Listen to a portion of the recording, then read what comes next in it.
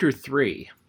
The mother relates her adventures, proposes it we should build a nest, how Jack treated the jackal skin, how the boys were surprised by a bustard, how they found the mangrove tree, how the dogs caught the crabs. We discuss the possibility of making a house in the tree. To bed once more. We start for the wreck, the shark again, return to land, Franz's crawfish. Bridge building. We pack up, a family removing in patriarchal style, a prickly enemy, Jack shoots it, we reach our new home, Fritz rids our poultry of an enemy, little Franz finds the figs, dinner, we prepare materials for our nest, Flamingoes, roast and tame, the use of trigonometry, a cord carried over the bough, the rope ladder made, we mount our tree, sleep under the roots, the building of the nest, retire to the roost for the first time. I will spare you a description, said my wife, of our first day's occupations. Truth to tell, I spent the time chiefly in anxious thought and watching your progress and signals. I rose very early this morning, and with the utmost joy of perceiving your signal that all was right, hastened to reply to it. And then, while my sons yet slumbered, I sat down and began to consider how our position could be improved. For it is perfectly impossible, said I to myself, to live much longer where we are now. The sun beats burningly the little long day on this bare rocky spot. Our only shelter is this poor tent, beneath the canvas of which the heat is even more oppressive than in the open shore. Why should not I and my little boys exert ourselves as well as my husband and Fritz? Why should not we, too, try to accomplish something useful? If we could but exchange this melancholy and unwholesome abode for a pleasant, shady dwelling in a place, we should all improve in health and spirits. Among those delightful woods and groves where Fritz and his father saw so many charming things, I feel sure there must be some little retreat where we could establish ourselves comfortably. There must be, and I will find it. By this time the boys were up, and I observed Jack very quietly and busily occupied with his knife about the spot where Fritz's jackal lay. Watching his proceedings, I saw that he had cut 2 long, narrow strips of the animal's skin, which he cleaned and scraped very carefully. Then, taking a handful of great nails out of his pocket, he stuck them through the skin, points outward, after which he cut the strips of canvas sailcloth twice as broad as the thongs, doubled them, and laid them on the raw side of the skin, so as to cover the broad, flat nail heads. At this point of the performance, Master Jack came to me with the agreeable request that I would kindly stitch the canvas and moist skin together for him. I gave him the needles and thread, but could not think of depriving him of the pleasure of doing it himself. However, when I saw how good-humoredly he persevered in the work with his awkward, unskilled fingers, I took pity on him, and, conquering the disgust I felt, finished lining the skin dog collars he had so ingeniously contrived. After this, I was called upon to complete in the same way a fine belt of skin he made for himself. I advised him to think of some means by which the skin might be kept from shrinking. Ernest, although rather treating Jack's manufacture with ridicule, proposed a sensible enough plan, which Jack forthwith put into execution. He nailed the skin stretched flat on a board and put it in the sun to dry. My scheme of the journey was agreed to joyously by my young companions. Preparations were instantly set on foot, weapons and provisions provided, the 2 elder boys carrying guns, while they gave me charge of the water flask and a small hatchet. Leaving everything in as good order as we could at the tent, we proceeded toward the stream, accompanied by the dogs. Turk, who had accompanied you on the first expedition, seemed immediately to understand that we wished to pursue the same route, and proudly led the way. As I looked at my 2 young sons, each with his gun, and considered how much the safety of the party depended on these little fellows, I felt grateful to you, my dear husband, for acquainting them in childhood with the use of firearms. Filling our water jar, we crossed the stream and went on to the height, from whence, as you described, a lovely prospect is obtained, at the sight of which a pleasurable sensation of buoyant hope, to which I had long been a stranger, awoke in my breast.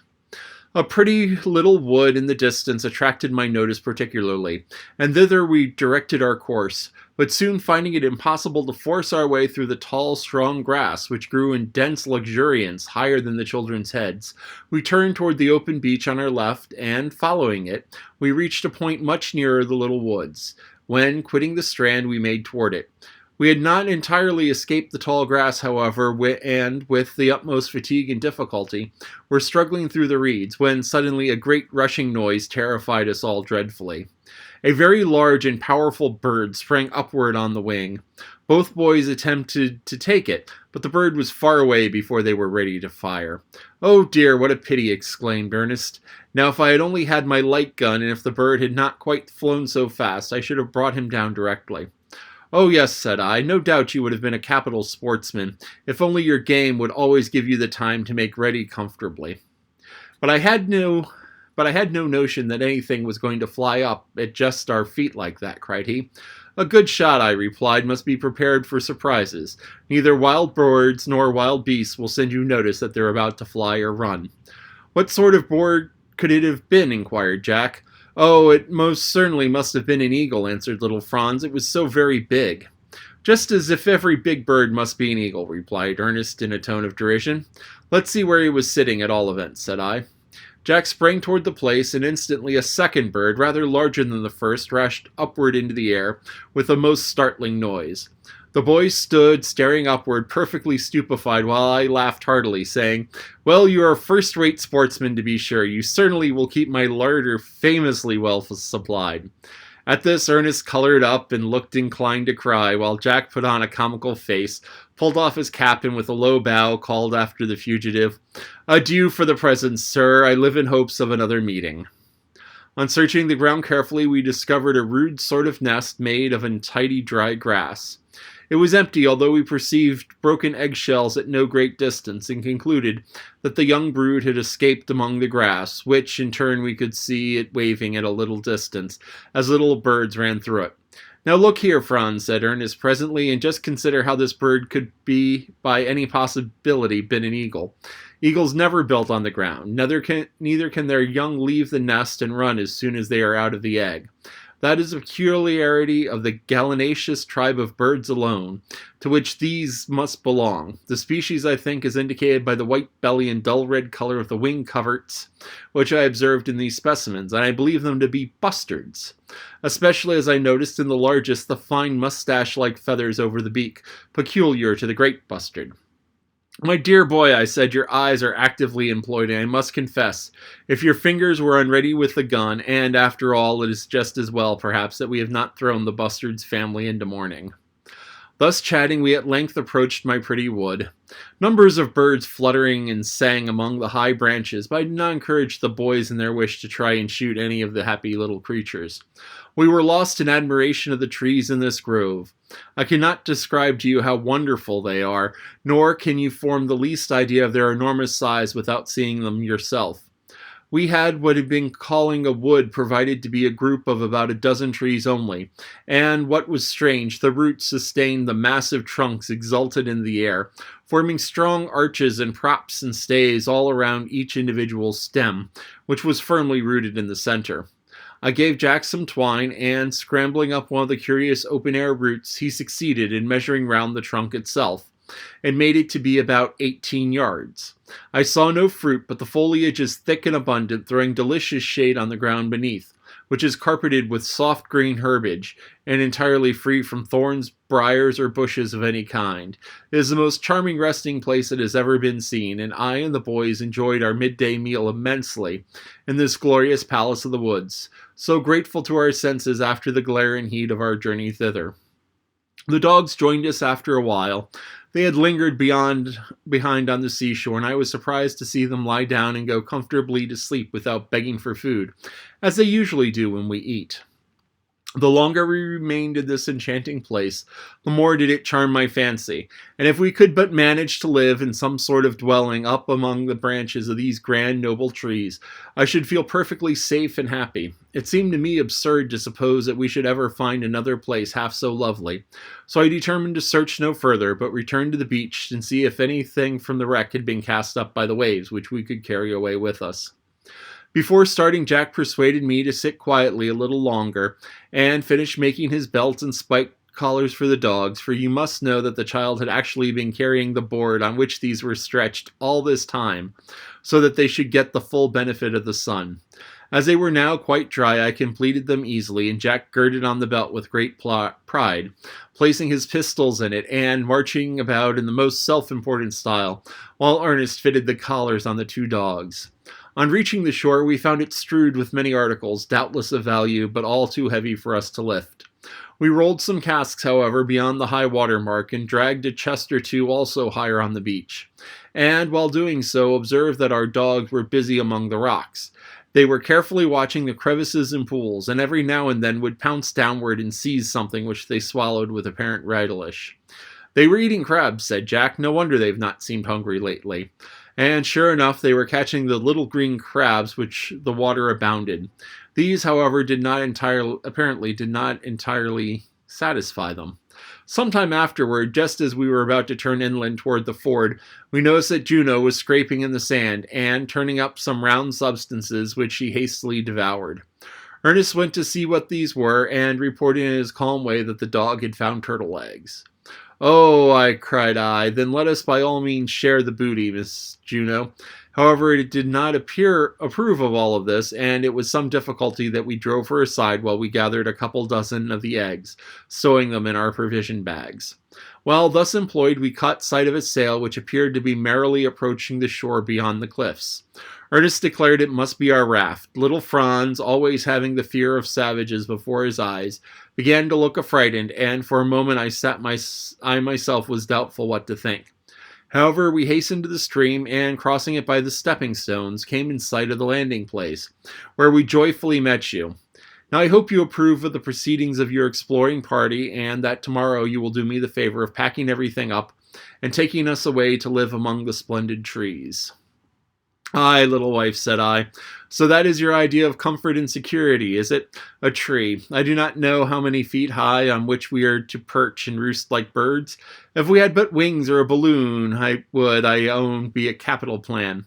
"Laugh as much as you like," returned my wife. "My idea is not so absurd as you make out. We should be safe up there from jackals' visits during the night. And I know I have seen home in Switzerland quite a pretty arbor with a strong floor up among the branches of a lime tree, and we went up the staircases to reach it. Why could we not contrive a place like that, where we could sleep safely at night?" "I will consider the idea seriously, my wife," said I. "Perhaps something may come of it after all. Meantime, as we have finished our supper and night is coming on, let us commend ourselves to the Almighty protection and retire to rest." Beneath the shelter of our tent, we all slept soundly, like marmots, until the break of day, when my wife and I, awaking, we took counsel together as to the future proceedings. Referring to the task she had the previous evening proposed for me, I remarked that to undertake it would involve so many difficulties that it was highly necessary to look closely into the subject. "In the first place," said I am unwilling to hastily quit a spot to which I am convinced we are providentially led as the landing place. See how secure it is, guarded on all sides by these high cliffs and accessible only by the narrow passage to the ford. While from this point it is so easy to reach our ship, and the whole of the valuable cargo is at our disposal. Suppose we decide to stay permanently here for the present, until at least we have brought on shore everything we possibly can." "I agree with you to a certain extent, dear husband," replied she, "but you do not know how dreadfully the heat among the rocks tries me. It is also almost intolerable to us who remain here all day, while you and Fritz are away out at sea or wandering among the shady woods, where the cool fruits refresh and fair scenes delight you. As to the contents of the ship, an immense deal has been cast ashore, and I would much rather give up all the remainder, and be spared the painful anxiety it gives me when you even talk of venturing again on the faithless deep." "Well, I must admit there is much right on your side," I continued. "Suppose we were to remove your chosen abode, and make this rocky fastness our magazine in place of retreat in case of danger. I could easily render it more secure by blasting portions of the rock with gunpowder, but a bridge must be constructed in the first place to enable us to cross bag and baggage." "Oh, I shall be parched to death before we can leave this place if a bridge has to be made," cried my wife impatiently. "Why not just take our things on our backs and wade across as we have done already? The cow and the donkey could carry a great deal." That they will have to do in whatever fashion we make the move, said I, but the bags and baskets we must have to put these things in.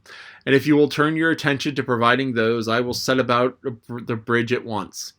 It will be wanted not once, but continually. The stream will probably swell and be impassable at times, and even as it is, an accident might happen. Well, well, cried my wife, I submit to your opinion, only pray to set about it without delay, for I long to be off. It is an excellent idea to make a strong place among the cliffs here, the gunpowder especially. I shall be delighted to see it stored here when we go away, for it is frightfully dangerous to keep so much as we have close to our habitation. Gunpowder is indeed the most dangerous and at the same time the most useful thing we have, said I, and for both of these reasons we must be especially careful of it. In time I will hollow out a place in the rock where it can be stored, where we can store it safe from either fire or damp. By this morning's consultation we have settled the weighty questions of our change of abode, and also chalked out the work for the day. When the children heard of the proposed move, their joy was boundless. They began at once to talk of it as our journey to the promised land, and only regretting that time must be wasted, as they say, in bridge building before it could be undertaken. Everyone being impatient for breakfast, that work might be begun at once, the cow and the goats were milked, and having enjoyed a comfortable meal of biscuit boiled in milk, I proceeded to start for the wreck in order to obtain planks for the proposed bridge. Ernest, as well as Fritz, accompanied me, and we were soon in the influence of the current, and we were carried swiftly out to sea.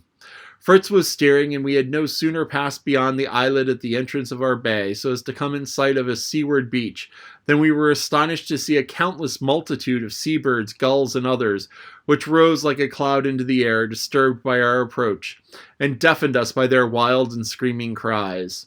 Fritz caught up his gun, and would have sent a shot among them had I permitted it.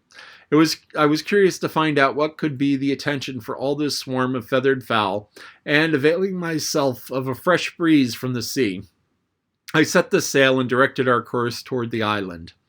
The swelling sail and flying pennant charmed Ernest, while Fritz bent his keen eyes eagerly toward the sandy shore, where the flocks of birds again were settling.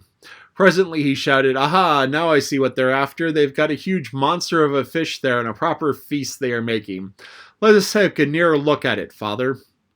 We could not take our boat very close in, but we managed to effect a landing a short distance from the festive scene, and securing the raft by casting a rope around a large stone, we cautiously drew near the object of interest. It proved to be a monstrous fish on whose flesh these multitudes of birds were ravenously feeding, and it was extraordinary to watch the ferocity, the envy, the gluttony, and all manner of evil passions exhibited amongst the guests of this banquet. "There was nothing on this sandy beach when we had passed yesterday, I am certain, father," said Fritz. "It seems strange to see this creature stranded here." "Why, Fritz," cried Ernest, "it must be the shark, your shark, you know. I believe I can see where you hit him in the head." "You're right, I do believe, Ernest," said I. "I would think that your imagination can only distinguish the gunshot wound among all the pecking and tearing of the voracious birds there. Just look, boys, at those terrific jaws, beneath the strangely protruding snout. See the rows upon rows of murderous teeth, and thank God we were delivered from them. Let us try if we induce these greedy birds to spare us a bit of the shark's skin. It is extremely rough, and when dry may be used like a file." Ernest drew the ramrod from his gun and charged so manfully into the crowd that, striking left and right, he speedily killed several, while most of the others took to flight. Fritz detached some broad strips of skin with his knife, and we returned to the boat. Perceiving with satisfaction that the shore was strewn with just the sort of boards and planks I wanted, I lost no time in collecting them, and, forming a raft to tow after us, we were in a short time able to direct our course homeward, without visiting the wreck at all. As soon as we sailed along, extremely well pleased with our good fortune, Fritz, by my direction, nailed part of the shark's skin flat on the boards to dry in the sun, with the rest on the rounded mask. "What will be a good plan, father?" inquired he. "It will be quite bent and crooked when it hardens." "That's just what I want it to be," said I.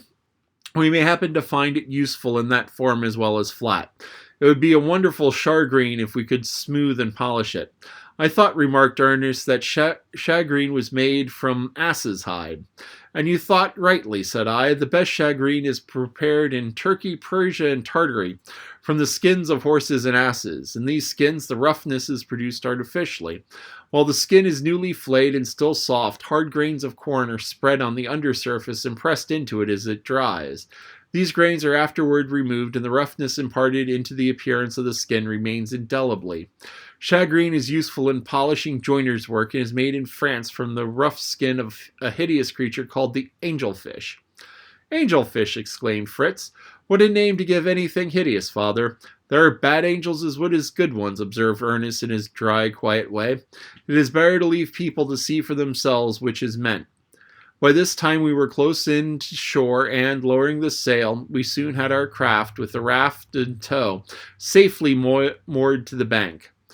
No one was in sight, not a sound to be heard, so with united voice we gave a loud, cheery hello, after a while was answered in shrill ones, and the mother with her 2 boys came running from behind the rocks between us and the stream, each carrying a small bundle and a handkerchief, while Franz held aloft a landing net.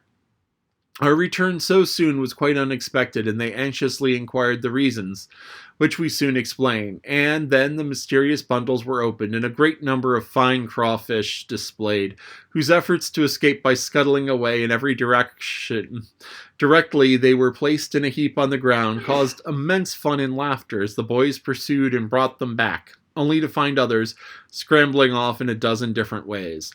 "Now, father, have we not done well today?" cried Jack. "Did you ever see such splendid crawfish?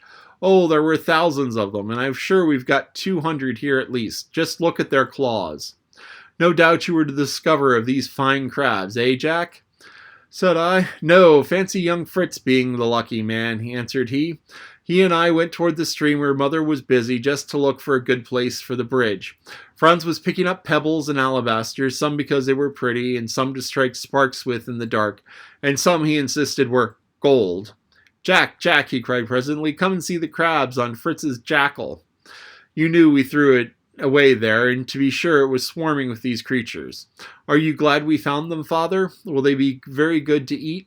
"Very excellent, my boy, and we may be thankful that food for our wants is thus provided day by day." When each party had relayed the day's adventures, and when mother was cooking the crawfish, we went to bring our store of planks to land. Even this apparently simple operation required thought, and I had to improvise rope harnesses for the cow and the donkey, by which we could make them drag each board separately from the water's edge to the margin of the stream. Jack showed me where he thought the bridge should be, and I certainly saw no better place, as the banks were at that point tolerably close to one another, steep, and about equal height. "How shall we find out if our planks are long enough to reach across? A surveyor's table would be useful now." "What would you say to a ball of string, father? Tie one end to a stone, throw it across, and then draw it back to measure the line?" Adopting my son's idea, we speedily ascertained the distance across to be 18 feet. Then, allowing 3 feet more at each side, I calculated 24 feet as the necessary length of the boards. The question as to how the planks were to be laid across was a difficult one. We resolved to discuss it during dinner, to which we were now summoned, and my wife, as we sat resting, displayed to me her needlework. With hard labor she had made 2 large canvas bags for the ass to carry. Having no suitable needle, she had been obliged to bore the hole for each stitch with a nail, and she gained praise for her ingenuity and patience. Dinner was quickly dispatched, as we were all eager to continue our engineering work. A scheme had occurred to me for conveying one end of the plank across the water, and I set about it in this way. There fortunately were 1 or 2 trees close to the stream on either side. I attached a rope pretty near one end of the beam and slung it loosely to a tree beside us. Then, fastening a long rope to the other end, I crossed with it by means of broken rocks and stones, and, having a pulley with a block, I soon arranged the rope on a strong limb on the opposite tree, again returning with it to our own side. Now, putting my idea to the proof, I brought the ass and the cow and fastened this rope to the harness I had previously contrived for them. I drove them steadily away from the bank. To my great satisfaction, the surprise and the delight of the boys, the end of the plank, which had been laid alongside the stream, began to gently move, rose higher, turned, and soon projecting over the water, continued to advance, until, having described the segment of a circle, it reached the opposite bank. I stopped my team. The plank rested on the ground. The bridge was made. So at least thought Fritz and Jack, who in a moment were lightly running across the narrow way, joyfully shouting as they sprang to the other side. Our way was now comparatively easy. A second and third plank were laid beside the first, and when these were carefully secured at each end to the ground and to the trees, we carefully laid short boards side by side across the beams, as the boys nailing them tightly down as sawed them in lengths.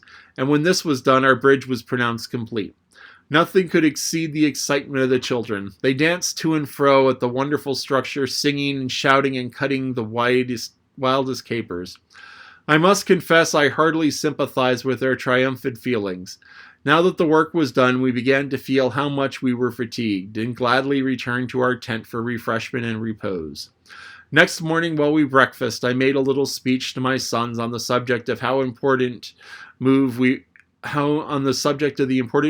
were about to make, wishing to impress on them with a sense of absolute necessity of great caution. Remember, said I, that although you begin to feel very much at your ease here, we are yet complete strangers to a variety of dangers which may surprise us unawares. I charge you, therefore, to maintain good order and keep us together on the march. No darting off into byways, Jack, no lingering behind to philosophize, Ernest, and now all hands to work. The greatest activity instantly prevailed in our camp. Some collected provisions, others packed kitchen utensils, tools, ropes, and hammocks, and arranged them as burdens for the cow and ass. My wife pleaded for a seat on the ladder for her little Franz, and assuring me likewise that she could not possibly leave the poultry, even for the night, nor exist an hour without her magic bag, I agreed to do my best to please her, without downright cruelty to the animals. Away ran the children to catch the cocks and hens. Great chasing, fluttering, and cackling ensued, but with no success whatever, until the mother recalled her panting sons, and, scattering some handfuls of grain within the open tent, soon decoyed the fowls and pigeons into the enclosure, where, when the curtain was dropped, they were easily caught, tied together, and placed on the cow. This amiable and phlegmatic animal stood calmly chewing the cud, while package after package was deposed on her broad back, nor did she now object to even this noisy addition to her load. I placed a couple of half-loops over all, and, spreading the sailcloth on them, put the fowls in darkness, and they rapidly became quiet, and the cow, with the appearance of having a small wagon on her back, was ready to start. Franz was firmly seated on the ass amidst bags and bundles of all sorts and sizes. They rose about him like cushions and pillows, and his curly head rested on the precious magic bag, which surmounted all of the rest. Having filled the tent with the things we left behind, and closing it carefully, and ranging chests and casks around it, we were finally ready to be off, each well equipped and in the highest spirits. Fritz and his mother led the van.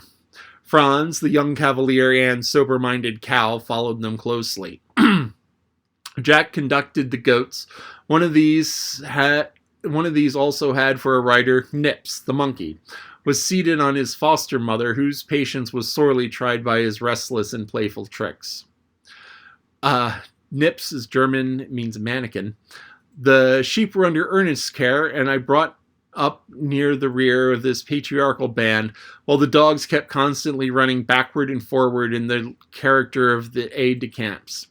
We seem delightfully like those simple and pastoral tribes I've read of, said Ernest as we proceeded, whose whole lives are spent in shifting from place to place without any wish to settle. Yes, said I, among the Arabs, Tartars, and some other Eastern nations, this mode of life is natural. They, for that reason, are called nomads. These tribes are amply provided with camels and horses, and effect their journeys more quickly and conveniently than we are likely to do with these deliberate quadrupeds of ours. Whatever you young folks may think, I suspect your mother and I will be quite satisfied with one such undertaking. At least I hope she will be contented with the nest she intends me to build for her up in the wonderful trees. With honest pride, I introduced my wife to my bridge, and after receiving from her what I considered well-merited praise for my skill in its construction, we passed over in grand procession, reinforced unexpectedly on opposite side by the arrival of our cross-grained old sow. The perverse creature had obstinately resisted our attempts to bring her with us, but finding herself deserted, had followed of her own accord, testifying in the most unmistakable manner by angry grunts and squeals her entire disapproval of our proceedings. I soon found we must, as before, turn down to the sea beach, for not only did the rank grass impede our progress, but it also tempted the animals to break away from us, and but for our watchful dogs we might have lost several of them. On the firm open sands we were making good way when, to my annoyance, both dogs suddenly left us, springing into the thick cover to our right, commencing a furious barking, followed by howling as if fear and violent pain. Not for a moment doubting that some dangerous animal was at hand, I hastened to the spot, remarking as I went the characteristic behavior of my 3 sons. Fritz cocked his gun and advanced boldly but with caution. Ernest looked disconcerted and drew back, but got ready to fire, while Jack hurried after Fritz without so much as unslinging his gun from his shoulders. Before I could come up with them, I heard Jack shouting excitedly, "Father, father, come quickly, a huge porcupine, a most enormous porcupine!" Sure enough, the dogs were rushing round and round a porcupine, and, having attempted to seize it, were already severely wounded by its quills. Each time they came near, the creature, with a rattling noise, bristled up its spines. Somewhat to my amusement, while we were looking at the curious defense of this creature was making, little Jack stepped close to it with a pocket pistol in his hand and shot it dead, making sure of it by a couple of raps on the head. And then, giving way to a burst of boyish exultation, he called upon us to help us convey his prize to his mother. This was by no means easy to do. Sundry attempts resulted in bloody fingers, till Jack, taking his pocket handkerchief and fastening one corner round its neck, ran off, dragging it after him where his mother awaited us. "Hello, mother, here's a jolly beast, isn't it? I shot it and it's good to eat. Father says so. I only wish you had seen how terrified the dogs and heard the rattling and rustling of its spines. Oh, it's a fearful creature." Ernest, examining it carefully, pronounced its incisor teeth, its ears and feet to resemble those of the human race, and pointed out the curious crest of stiff hairs on its head and neck. "I have read of another species," said he, "called the tuft-tailed porcupine, which must be even more curious looking than this. It has short, flat quills and a scaly tail ending in an extraordinary tuft, like a bunch of narrow strips of parchment. It cannot be such a agreeable enemy to encounter after this fellow."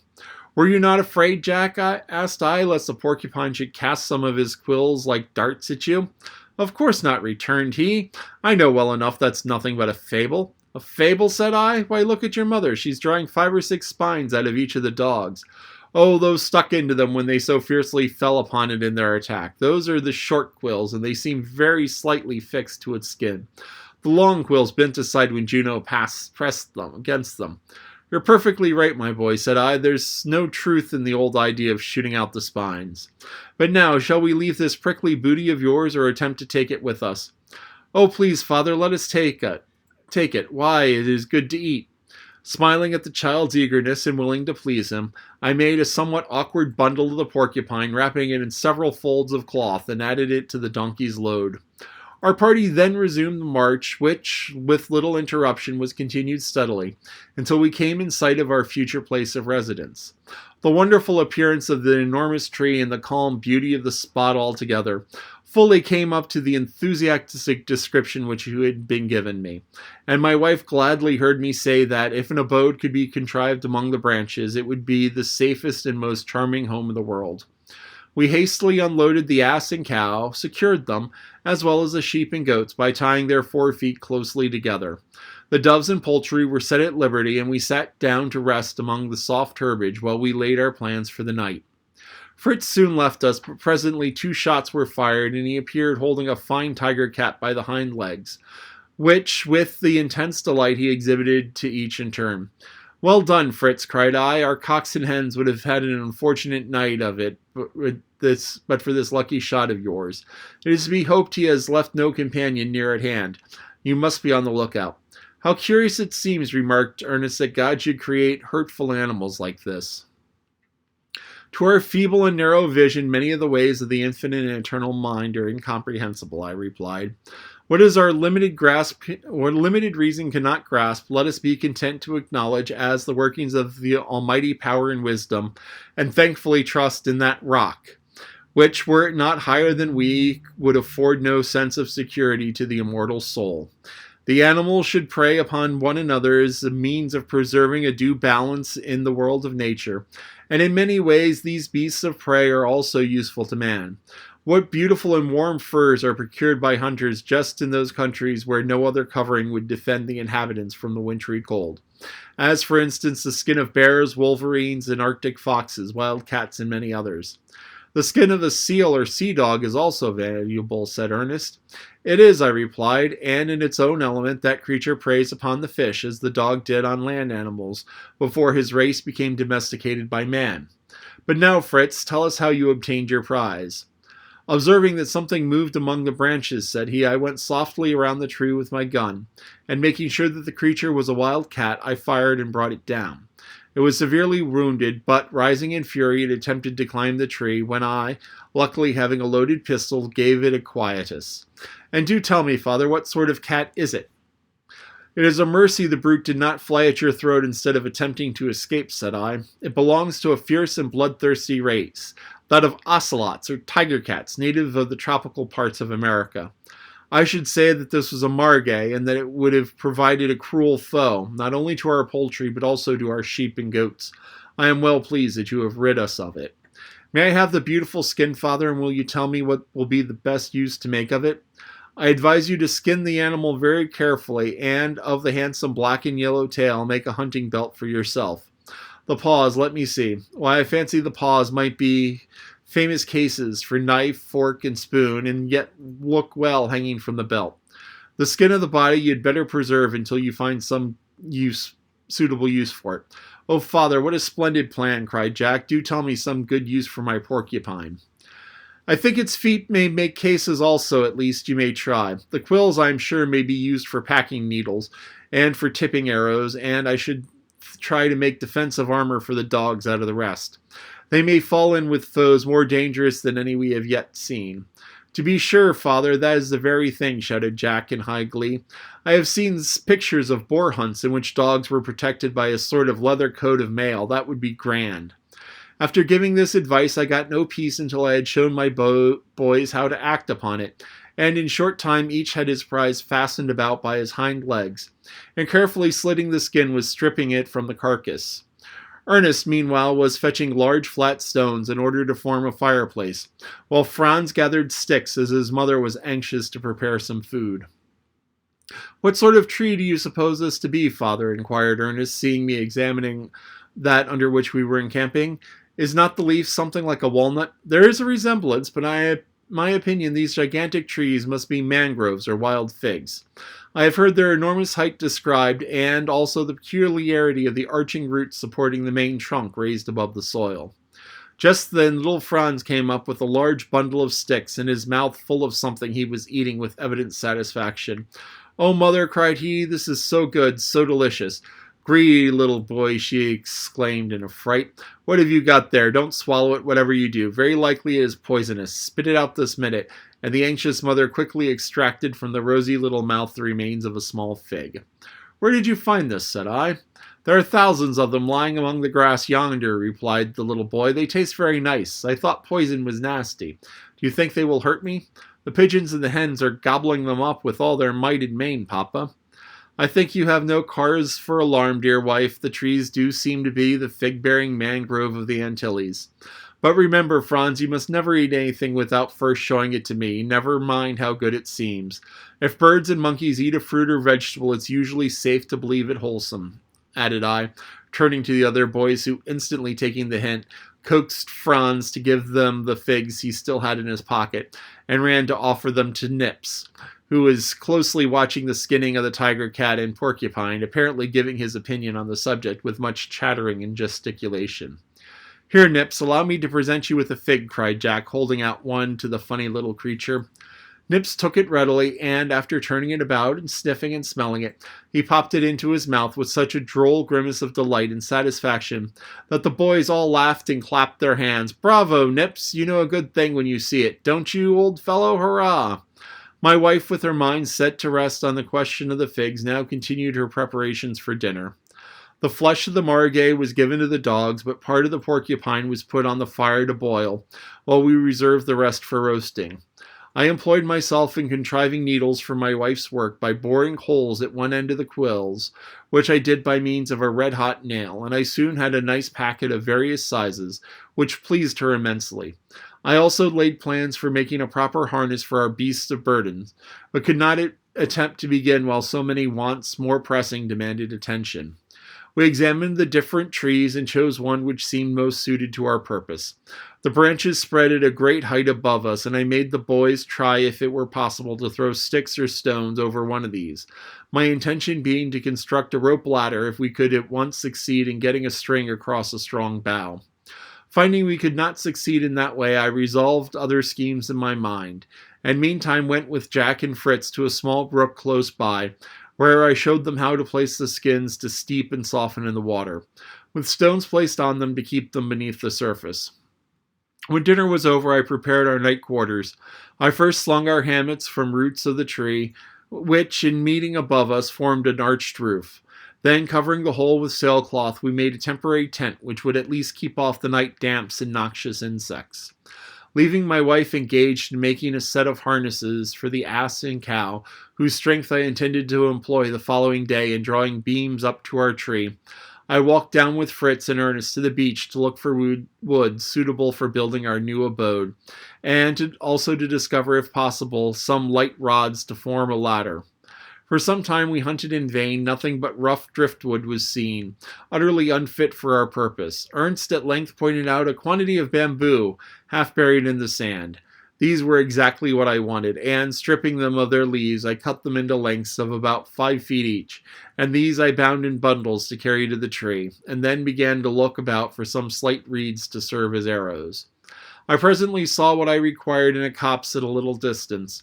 We advanced cautiously lest the thicket should contain some wild beast or venomous serpent. Juno rushed about. As she did so, a flock of flamingoes, which had been quietly feeding, rose in the air.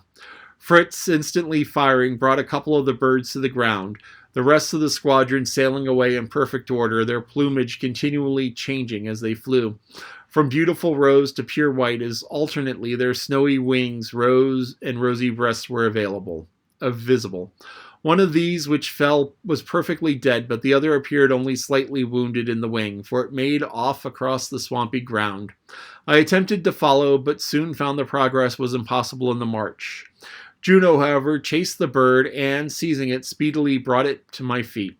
Fritz and Ernest were delighted at the sight of our prize. "What a handsome bird!" exclaimed they. "Is it much hurt? Let us tame it and let it run among the fowls." "Its plumage is much more brilliant than that of the dead one," remarked Fritz. "Yes," said Ernest, "this is a full-grown bird, while yours is younger. It is some years before they reach perfection. See the long, active legs it has, like those of a stork. With its great webbed feet it can swim faster than a goose. Earth and air or water is all the same to the flamingo, and equally at home in any one of those three." "Well," said Fritz, "let us take the dead one to mother and get her to introduce it to the other element, and let's see what it will make of that. And if it is young and tender, as you say, it should make a delicious roast." Fritz and Ernest then carried the birds and bamboo to the tree, while I proceeded to cut my reeds. I chose those which had flowered, knowing that they were harder, and, having cut a sufficient quantity of these, I selected one or two of the tallest canes I could find to assist me in measuring the height of the tree. I then bound them together and returned to my family. "Do you mean to keep this great hungry bird Fritz has brought?" said my wife. "It is another mouth to feed, remember, and provisions are still scarce." "Luckily," I replied, "the flamingo will not eat grain like our poultry, but will be satisfied with insects, fish, and little crabs, which will pick up for itself. Pray reassure yourself, therefore, and let me see the poor bird's wound." So saying, I procured some wine and butter and anointed the wing, which, though hurt, was not broken. I bound it up and then took the bird to the stream, where I fastened it by a long cord to a stake, and left it to shift for itself. In a few days the wound was healed, and the bird, subdued by kind treatment, became rapidly tame. While I was thus employed, my sons were endeavoring to ascertain the height of the lowest branch of the tree from the ground. They had fastened together the long reeds I had brought, and were trying to measure the distance with them, but in vain. and they soon found that there were rods 10 times their length and could not touch the branch. "Hello, my boys," said I when I discovered what they were about. "It is not the way to set to work. Geometry will simplify the operation considerably. With its help, the attitude of the highest mountains are ascertained. We may therefore easily find the height of the branch." So saying, I measured out a certain distance from the base of the tree and marked the spot. Then, by means of a rod whose length I knew in imaginary lines, I calculated the angle subtended by the trunk of the tree from the ground into the root of the branch. This done, I was able to discover the height required and, to the astonishment of the 5 younger children, announced that we should henceforth live 30 feet above the ground. This I wanted to know, that I might construct a ladder of the necessary length. Telling Fritz to collect all our cord and the others to roll all the twine into a ball, I sat down and, taking the reeds, speedily manufactured 6 arrows and feathered them from the dead flamingo. I then took a strong bamboo, bent it, and strung it so as to form a bow. When the boys saw what I had done, they were delighted and begged to have the pleasure of firing the first shot. "No, no, no," said I did not make this for mere pleasure, nor is it even intended as a weapon. The arrows are pointless. Elizabeth," I continued to my wife, "can you supply me with a ball of stout thread from your wonderful bag?" "Certainly," replied she. I think a ball of thread was the first thing to enter my bag, and diving her hand deep in, she drew out the very thing I wanted. "Now, boys, I am going to fire the first shot," and I fastened one end of the thread to one of my arrows and aimed at a large branch above me. The arrow flew upward and bore the thread over the branch and fell at our feet. Thus was the first step in our undertaking accomplished. Now for the rope ladder. Fritz obtained 2 coils of cord, each about 40 feet in length. These were stretched on the ground side by side. Then Fritz cut the bamboos into pieces of 2 feet for the steps of the ladder, and as he handed them to me, I passed them through the knots which I had prepared in the ropes, while Jack fixed each end with a nail driven through the wood. When the ladder was finished, I carried it over the bough by the rope which it might be hauled up. This done, I fixed the lower end of the ladder firmly to the ground by means of stakes, and all was ready for an ascent. The boys who had been watching me with intense interest were eager to be first. "Jack shall have the honor," said I, "as he is the lightest, so up with you, my boy, and do not break your neck." Jack, who was as active as a monkey, sprung up the ladder and quickly gained the top. "3 cheers for the nest," he exclaimed, waving his cap. "Hurrah, hurrah, hurrah for our jolly nest. What a grand house we will have up here. Come along, Fritz." His brother was soon by his side, and with a hammer and nails secured the ladder yet more securely. I followed with an axe and took survey of the tree. It was admirably suited for our purposes. The branches were very strong and so closely interwoven that no beams would be required to form a flooring. But when some of the boughs were lopped and cleared away, a few planks would be quite sufficient. I now called for a pulley which my wife fastened to the cord hanging beside the ladder. I hauled it up and, finding the boys rather in my way, told them to go down, while I proceeded to fasten the pulley to a stout branch above me, that we might be able to haul up the beams we should require the next day. I then made other preparations that there might be no delay on the morrow, and a bright moon having arisen, I by its light continued working until I was quite worn out, and then at length descended. I reached the ground, but to my surprise found that the 2 boys were not there.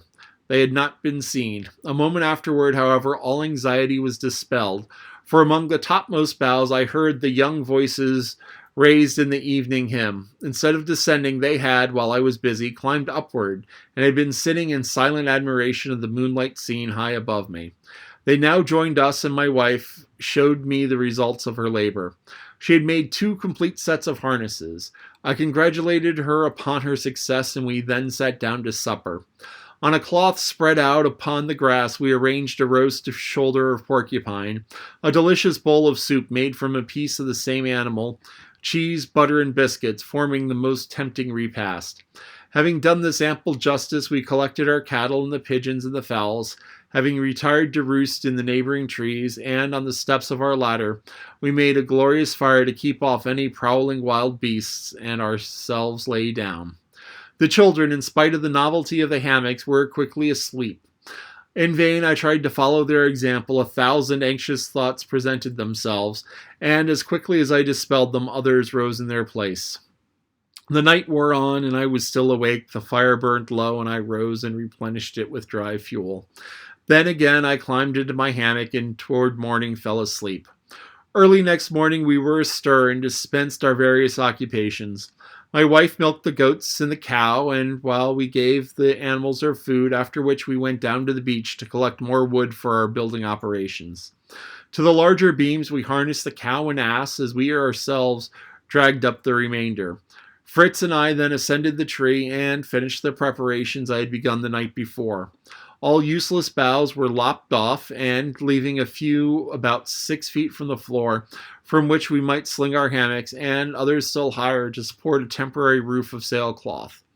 My wife made fast to the planks a rope passed through the block which I had fixed to the boughs above, and by this means Fritz and I hauled them up. Thus we were arranged side by side on the foundation of the boughs so as to form a smooth, solid floor, and round this platform built a bulwark of planks, and then, throwing a sailcloth over the higher branches, we drew it down and firmly nailed it. Our house was thus enclosed on 3 sides, for behind them the great trunk protected us, while the front was left open to admit a fresh sea breeze which blew directly in. We then hauled up our hammocks and bedding and slung them from the branches we had left for that purpose. A few hours of daylight still remaining, we cleared the floor of leaves and chips, and then descended and fashioned a table and a few benches from the remainder of our wood. After working like slaves all day, Fritz and I flung ourselves on the grass, while my wife arranged supper on the table we had made. "Come," she said at length, "come and taste flamingo stew, and tell me how you like it. Ernest has assured me that it would be much better stewed than roast, and I have been following his directions." Laughing at the idea of Ernest turning scientific cook, we sat down. The fowls gathered round us to pick up the crumbs, and the tame flamingo joined them, while Master Nips snipped about from one to the other, chattering and mimicking our gestures continuously. To my wife's joy, the sow appeared shortly after, and was presented with all the milk that remained from the day's stock, that she might be persuaded to return every night. "For," said my wife, "this surplus milk is really of no use to us, as it will be sour before morning in this hot climate." "You are right," I replied, "but we must contrive to make it of use. The next time Fritz and I return to the wreck, we will bring off a churn among the other things we require." "Why must you really go again to that dreadful wreck?" said my wife, shuddering. "You have no idea of how anxious I am while you are away there." "We must go, I'm afraid," I replied, "but not for a day or 2 yet. Come, it is getting late. We and the chickens must go to roost." We lit our watchfires and, leaving the dogs on guard below, ascended the ladder. Fritz, Ernest, and Jack were up in a moment. Their mother followed very cautiously, for though she had originated the idea of building a nest, she had yet hesitated to entrust herself at such a terrific height from the ground. When she was safely landed in the house, and taking little Franz on my back, I let go the fastenings which secured the lower end of the ladder to the ground, and, swinging it to and fro, slowly ascended. Then, for the first time, we stood all together in our new home. I drew up the ladder, and, with a greater sense of security than I had enjoyed since we landed on the island, offered up our evening prayer and retired for the night.